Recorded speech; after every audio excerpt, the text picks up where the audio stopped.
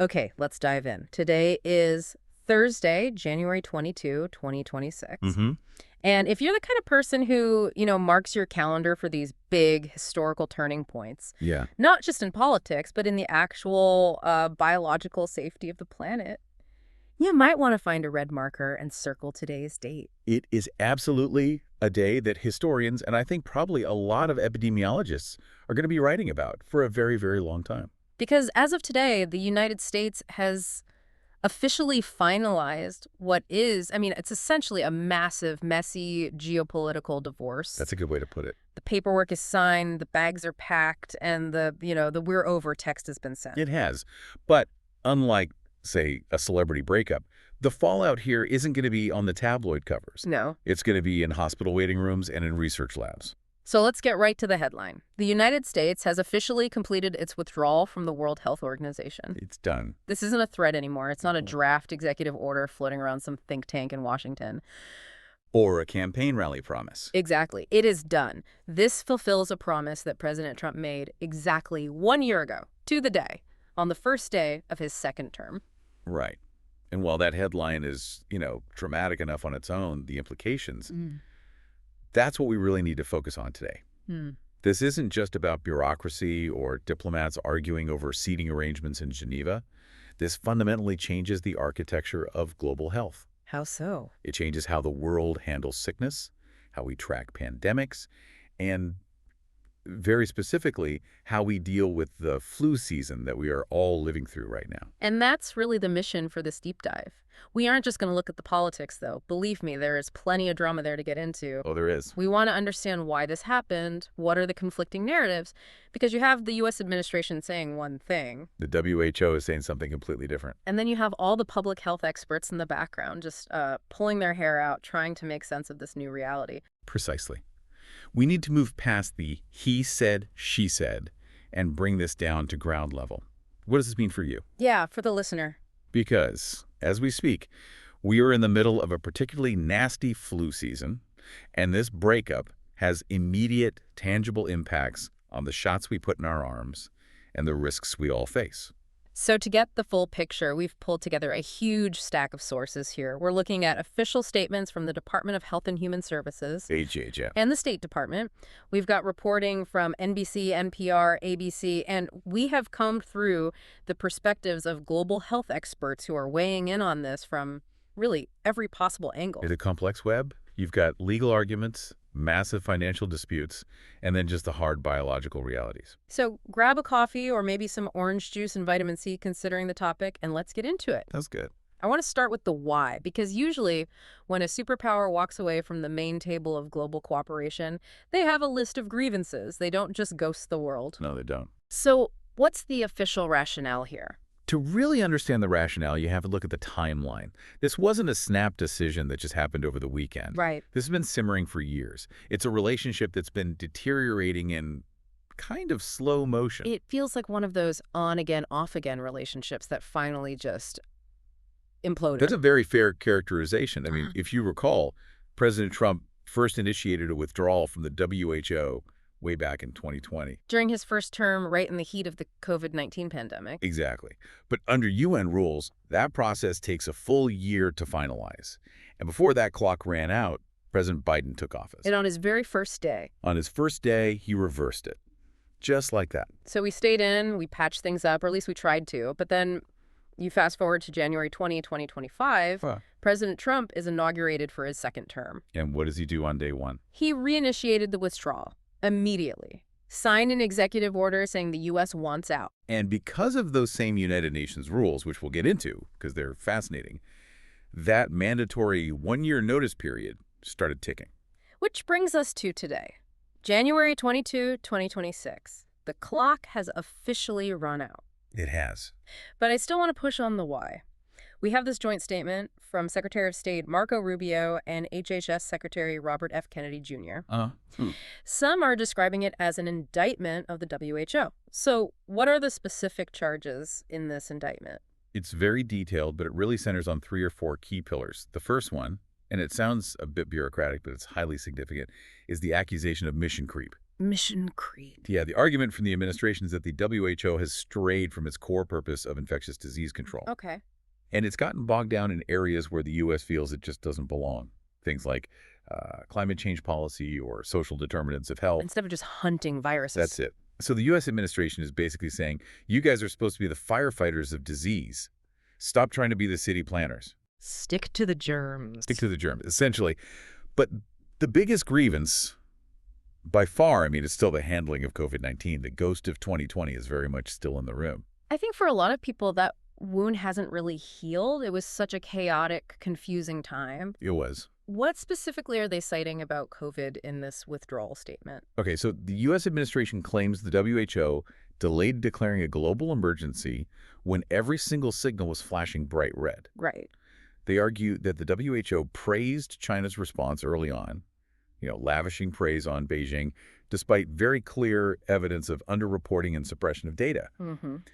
And they are particularly critical of how the WHO communicated, or I guess failed to communicate, about the mechanics of the virus itself. You mean all that confusion about things like asymptomatic transmission? Asymptomatic transmission and airborne spread. Yeah, I'm sure you remember the early guidance. I was like, oh, it's not airborne. I do. It led to so much confusion about masks and ventilation and what was safe and what wasn't. Exactly. So the U.S. position is essentially, you failed us when we needed you most. You were slow, you were wrong, and your advice cost lives.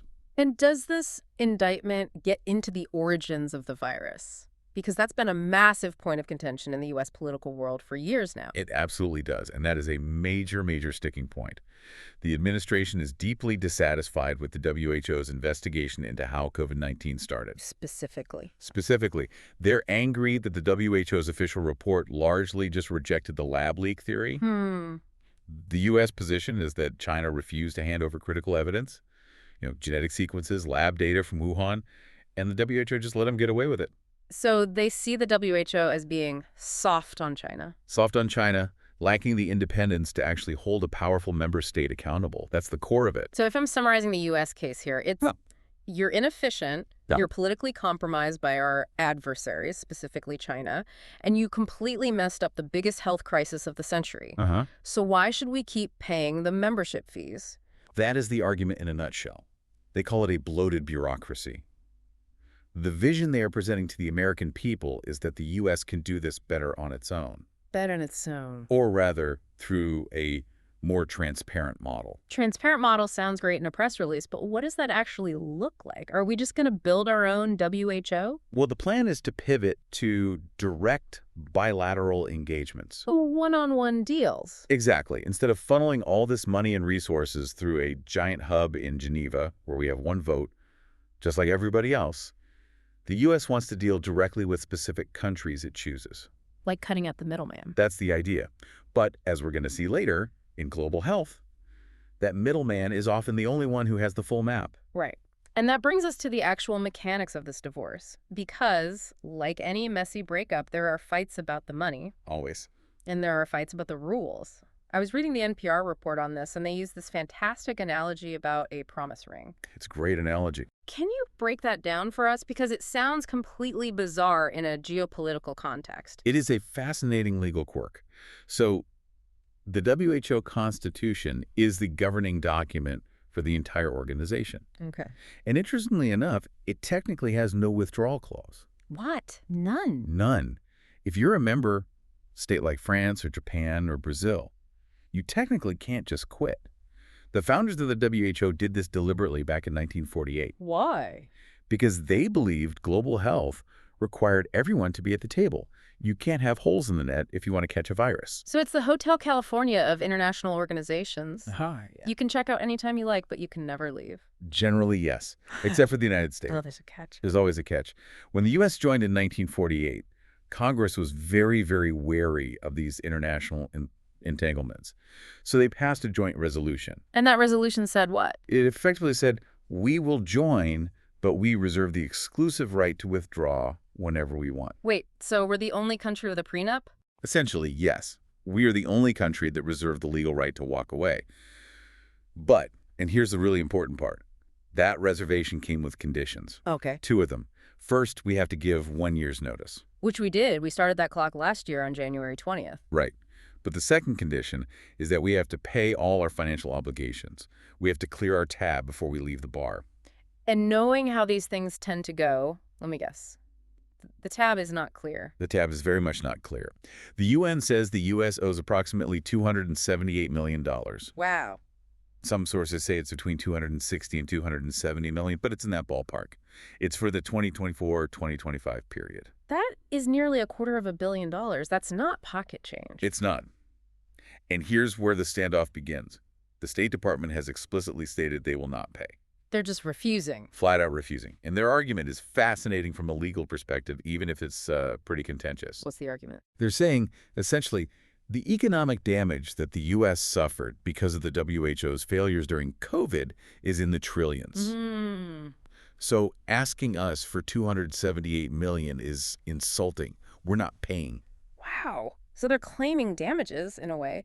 You broke our economy, so consider the unpaid dues a settlement. But can they actually do that legally? Well, international law experts like Lawrence Gostin from Georgetown University, they're pointing out that this is legally contradictory. Oh. Use that divorce analogy again. It's like a husband telling his wife, we aren't married anymore, I'm leaving. Okay.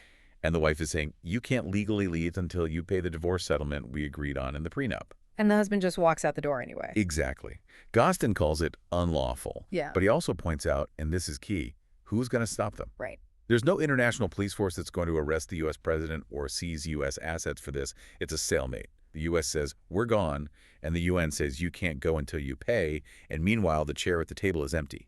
And it seems like it's getting petty, too. Did you see the detail about the flag in the NBC report? I did. That really illustrates the tension, doesn't it? Yeah. U.S. officials are actually complaining that the WHO refused to return the American flag that hangs at the headquarters in Geneva. They want their flag back. They do. They want the flag. But the WHO is basically saying, well, we haven't approved your withdrawal because you haven't paid your dues, so technically you're still members, and the flag stays. That is incredible. It really is a bad breakup. They're fighting over who keeps the hoodie. It really highlights the level of animosity here. This isn't just a policy disagreement anymore. No. It's personal, it's political, and it's financial. Yeah. A total breakdown. Okay, so the lawyers are arguing and the diplomats are fighting over flags. But let's pivot to why this matters right now, today. Yes. Because while all this is happening in offices in D.C. and Geneva, there are actual viruses circulating in the real world. And this is the so what moment. If you're listening to this and wondering why on earth you should care about unpaid UN dues, you need to look at the current flu season. It is nasty out there. I feel like everyone I know has been knocked out for a week with something. It's not just your circle. The data absolutely backs that up. The CDC estimates we currently have 18 million people sick. 18 million. Nearly 10,000 deaths. And heartbreakingly, that includes 32 children. This is not a mild year. And the sources mention a specific strain that's driving all this, right? H3N2? Yes, specifically the H3N2 subclade K strain. Subclade K. That sounds like a sci-fi villain. What makes this strain so difficult? Well, H3N2 strains in general are notoriously difficult because they mutate faster than other flu viruses. They're what we call drift variants. Drift variants. They change their outer coat just enough that your immune system doesn't recognize them, even if you had the flu a few years ago or had a vaccine that wasn't a perfect match. I see. And subclade K is a particularly aggressive version of that. It is absolutely dominating the spread right now. Okay, so we have a bad bug. I get that. But how does leaving the WHO affect our ability to fight it? We have the CDC. We have the NIH. We have some of the best labs in the entire world. Why do we need Geneva? This brings us to the mechanism of how a flu shot actually gets made. And I think most people don't realize how global this process is. Right. Most people probably think the CDC just cooks it up in a lab in Atlanta based on what they're seeing in American hospitals. But the reality is much more interconnected. Go on. To make an effective vaccine for the U.S. fall and winter season, you have to know what is circulating in the southern hemisphere during their winter. Because their winter is our summer, so it's like a crystal ball. You see what's coming. It is exactly like a crystal ball.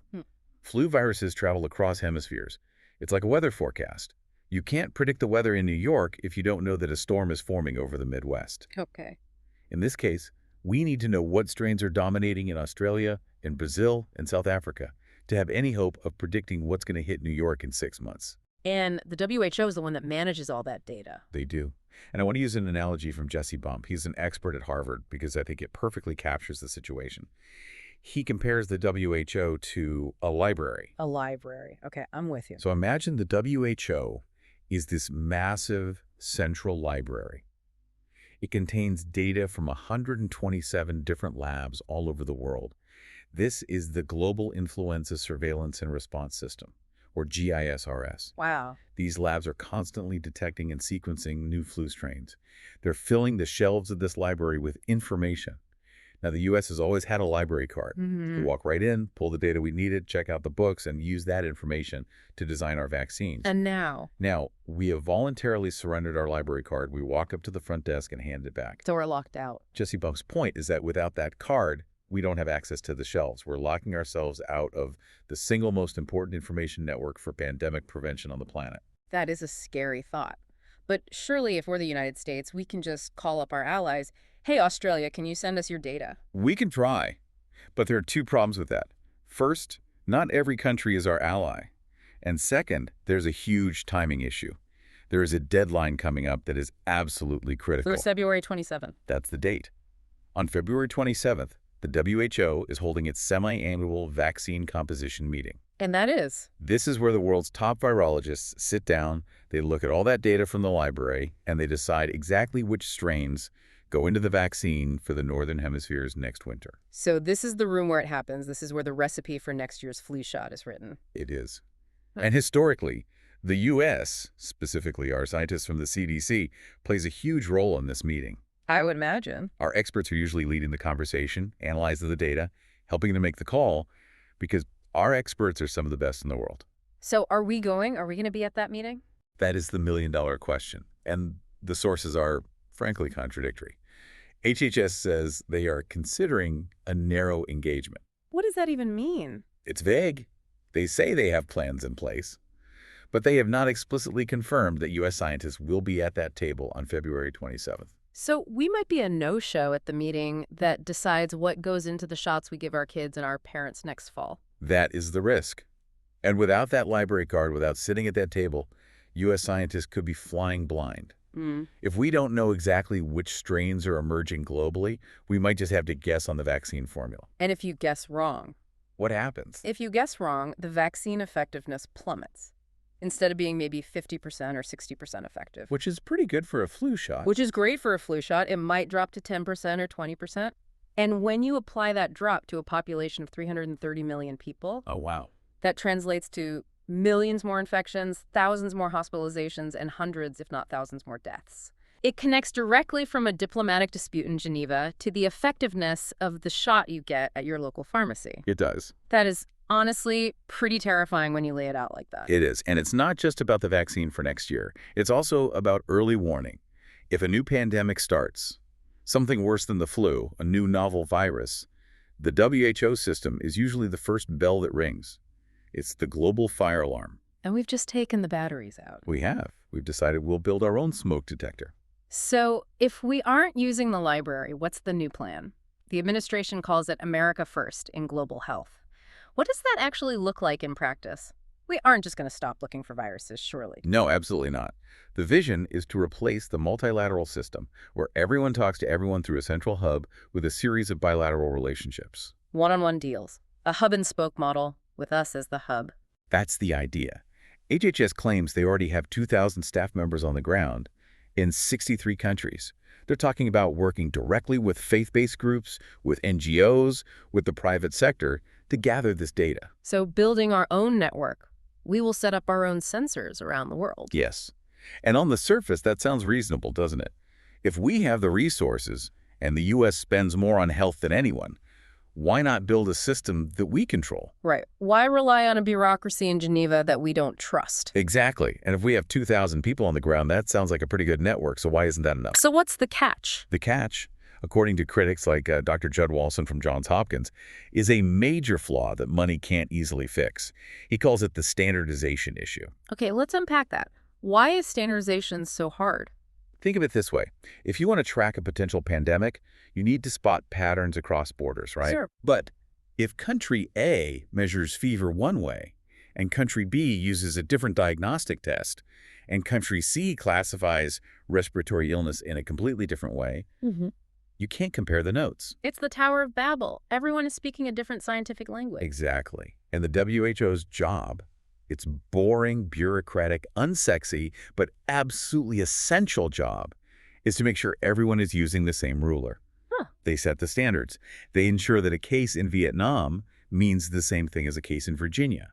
Without that, the data is just noise. And if the U.S. goes it alone with its own network, we might get great data from our partners, but if that data isn't standardized with what the rest of the world is collecting, we might completely miss the signal. How so? We might see a blip in one country but fail to realize it's the start of a global wave because we can't see the comparable data from the neighboring countries that aren't in our network. So we're creating a comprehensive, if maybe messy, world map for a bunch of really high-resolution puzzle pieces that might not fit together. That is the fear. It creates massive blind spots. And as Tedros Adhanom Ghebreyesus, the Direct Journal of the WHO, put it, this makes both the U.S. and the world less safe. Right. His quote was very direct.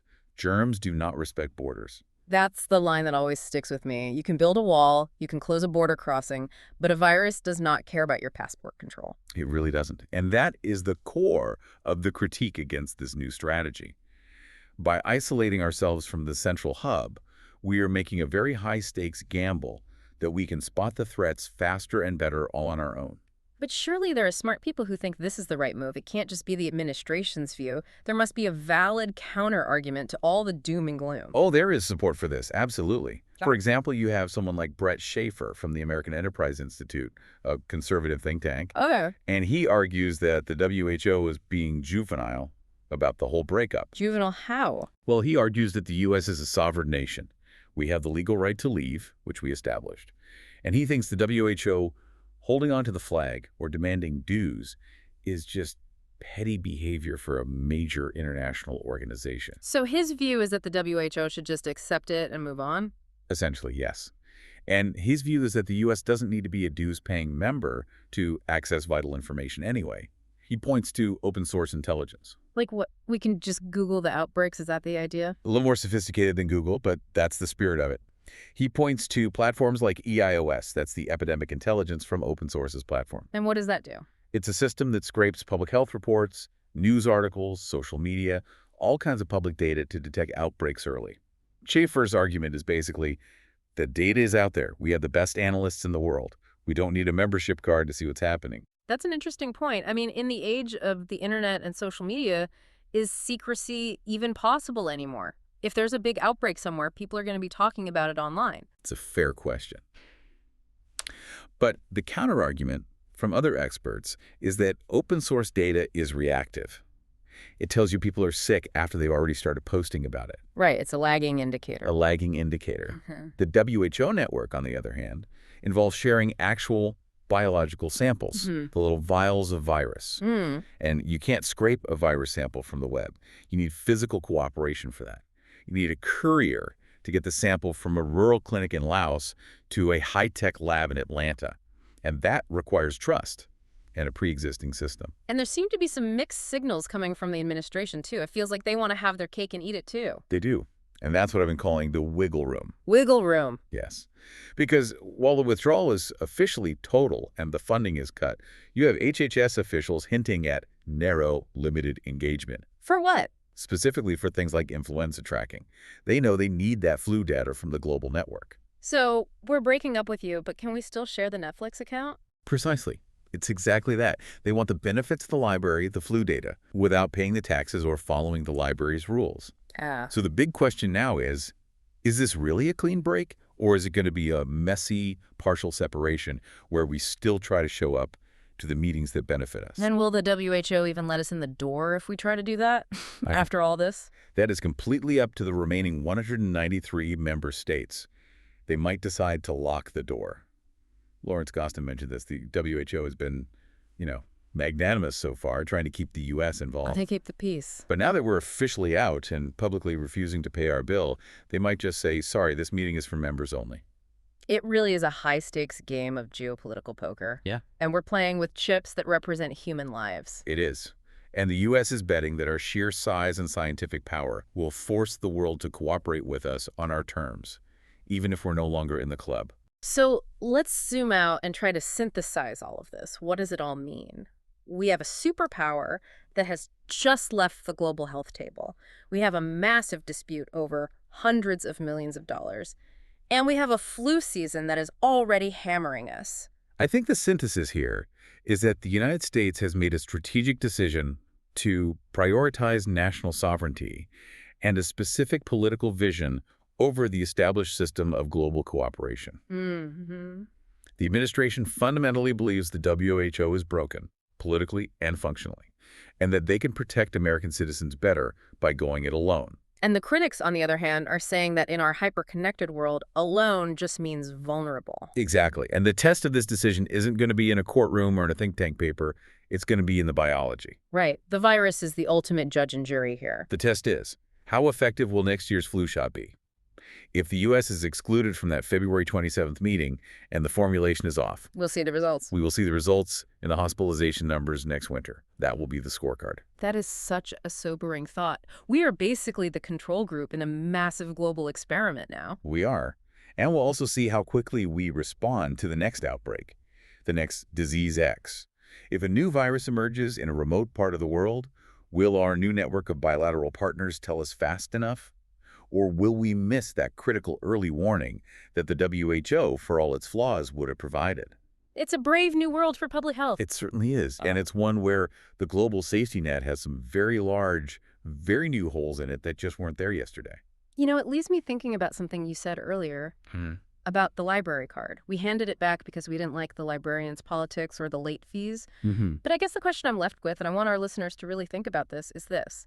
In an age where a virus can travel from one side of the world to the other in the time it takes to fly a plane, can a single nation, no matter how powerful, effectively build a fortress against biology? Or does prioritizing sovereignty inevitably compromise our own immunity? That is the question we are all about to find the answer to, whether we want to or not. We'll have to watch and see. Stay healthy out there, everyone. Wash your hands. You can get your flu shot while you can. Thanks for listening to The Deep Dive. We'll catch you next time.